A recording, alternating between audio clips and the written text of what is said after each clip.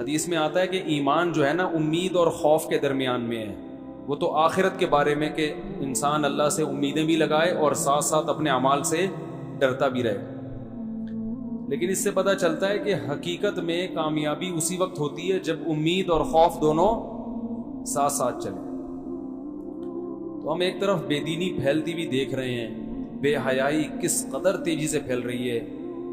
لمس یونیورسٹی کے کوئی پروفیسر 2-4 دن پہلے آئے, بتانے لگے کہ اللہ کا انکار سکھایا جا رہا ہے یونیورسٹیوں میں, اور یہ جو علم یونیورسٹیوں میں سکھایا جا رہا ہے نا, یہ تکبر پیدا کر رہا ہے. پہلے علم سیکھتے تھے تو تواضع پیدا ہوتی تھی, اب علم سے کیا ہو رہا ہے؟ تکبر. کیونکہ جس ماحول میں علم سکھایا جا رہا ہے وہ ماحول ان لوگوں کا پیدا کرتا ہے جو خدا کو نہیں مانتے. لہذا اس علم سے انسان میں بدتمیزی, بے ادبی. آج ایک صاحب مجھے کہنے لگے کہ مفتی صاحب, بچے جتنا ایجوکیشن میں آگے جا رہے ہیں اتنا ہی بدتمیز بنتے جا رہے ہیں, بڑوں کا ادب ان سے نکل گیا ہے. تو میں نے کہا بڑوں کا ادب تو دور کی بات, اللہ کا تصور ہی نکل گیا ہے. تو یونیورسٹیوں میں جو ہے نا, اب صرف سائنسدانوں کا ادب احترام ہے, اور سمجھتے ہیں کہ ہماری سب سے زیادہ خدمت کس نے کی ہے؟ سائنسدان. کیونکہ صبح و شام وہی. تو علماء کو تو بالکل اپنی فہرست سے نکال دیا کہ مولوی کیا ہمیں گائیڈ کریں گے, یہ مولانا کیا, ان کو کیا پتا آئنسٹائن کا, ان کو کیا پتا ڈارون کی تھیوری کا, ان کو کیا پتا وہ ایڈیسن, اور تو ان مولویوں کو کیا پتا. تو یہ علم کیا سکھا رہا ہے؟ تکبر. قرآن جب آپ پڑھتے ہیں تو آپ کو آپ کی اوقات دکھاتا ہے قرآن, اس لیے اس علم کے ساتھ قرآن کا پڑھنا ضروری. قرآن کہتا ہے وَمَا أُوتِيتُم مِّنَ الْعِلْمِ إِلَّا قَلِيلًا, تمہیں جو علم دیا گیا ہے نا وہ بہت ہی تھوڑا ہے, کچھ بھی نہیں پتا تمہیں. جتنا علم حقیقت میں ہے اس کا کروڑواں حصہ بھی اللہ نے انسانوں کو نہیں دیا. تم میں جہالت زیادہ ہے, معلومات کم ہے, نالج تمہارے پاس کم ہے. اور اللہ نے یہ بھی بتایا پچھلی قوموں کے واقعات کہ ان کو ہم نے جو کچھ ترقی دی تھی تم اس کا 10واں حصہ بھی نہیں پہنچے, لیکن یہ ترقی ان کو اللہ کے عذاب سے نہیں بچا سکتی. دیکھو نا کتنی ترقی ہو رہی ہے, کرونا نے کتنی پوری دنیا کو تباہ کر دیا, جہازوں کی کمپنیاں بیٹھ گئیں, اربوں ڈالروں کا نقصان ہو گیا, حکومتیں پریشان ہو گئیں, ایک چھوٹا سا وائرس اللہ نے چھوڑا ہے. تو ہمارے یونیورسٹیوں کے لوگ ان حقائق سے نظریں چرا رہے ہیں, اور تکبر, خدا ہے کہاں, نظر کیوں نہیں آتا. تو ڈرو اللہ کی اس آگ سے جو اللہ نے نافرمانوں کے لیے تیار کر کے رکھی ہے. قیامت کے دن موت کے بعد جو زندگی ہے اس میں سب سے پہلا سوال اللہ اپنے بارے میں کرے گا, سائنسدانوں کے بارے میں نہیں کرے گا. وہ سائنٹسٹ اگر اللہ کو مانتا تھا تو نجات ہے, نہیں مانتا تھا اللہ کہے گا تو اپنی ساری تحقیقات لے کے جا جہنم کی آگ میں. کیونکہ یہ تحقیقات آپ کو اللہ کے قریب بھی کر سکتی ہیں اور اللہ سے دور بھی. قرآن میں بھی تو ان مادی چیزوں کا بیان ہے, مکھی اور مچھر کا بھی بیان, دودھ کا بھی بیان, شہد کا بھی بیان, اور اللہ نے اس میں تحقیق کا حکم دیا. لیکن جب آپ قرآن کے نقطۂ نظر سے ان چیزوں پہ تحقیق کرو گے تو یہ شہد آپ کو اللہ کے قریب کر دے گا. جب میڈیکل کالج میں آپ شہد کے بارے میں پڑھو گے یہ شہد آپ کو اللہ سے دور کر دے گا. میڈیکل کالج میں جب شہد کا پڑھو گے نا آپ, شہد میں کیا ہے, تو انسان کہتا ہے جب شفا شہد میں ہے تو اللہ سے دعا کرنے کی کیا ضرورت ہے. جب الرجی کا علاج شہد میں ہے یا شہد سے بنی ہوئی میڈیسن میں ہے تو اللہ کا کیا مطلب ہے, سب کچھ تو اس میں ہے. قرآن جب پڑھو گے تو قرآن کہے گا اوحا ربک الی النحل, تیرے رب نے شہد کی مکھی کو پیدا کیا ہے, اور اتنی سی مکھی کی کھوپڑی میں شہد بنانے کے طریقے انسٹال کر دیے. تو پتا چلا کہ شہد بنانے کے اصل قدرت کے جو خزانے ہیں وہ کس کے ہاتھ میں ہیں؟ اللہ کے ہاتھ میں.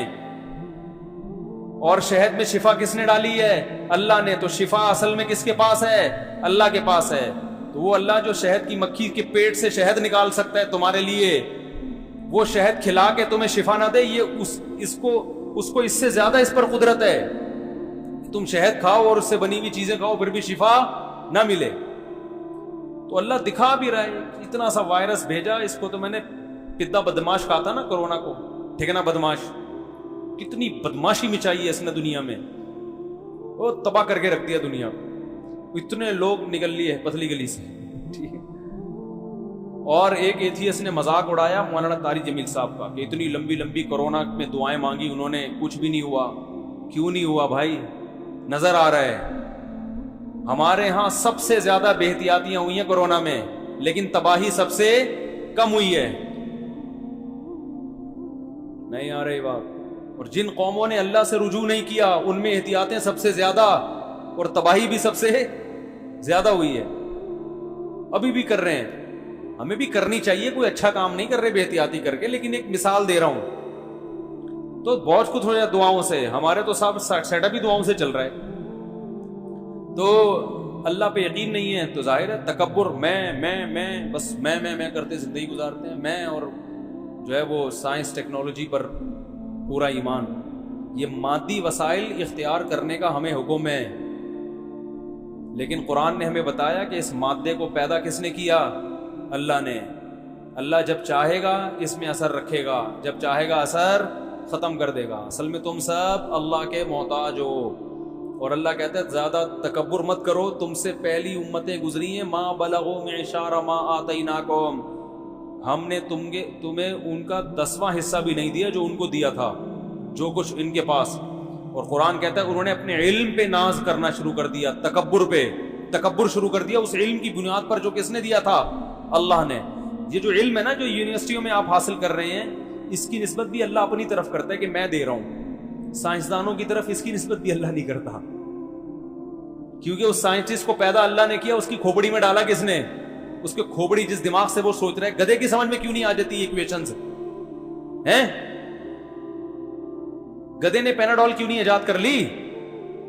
بولو نا بھائی. اس کی کھوپڑی میں ایسا, وہ ساری زندگی سوچتا رہے, وہ ایک پیناڈول بھی ایجاد نہیں کر سکتا. یہ جو کھوپڑی کے اندر دماغ فٹ کیا ہے یہ اللہ نے کیا ہے, چاہے وہ آئنسٹائن کی کھوپڑی ہو, یا نیوٹن کی کھوپڑی ہو, یا ایڈیسن کی کھوپڑی ہو.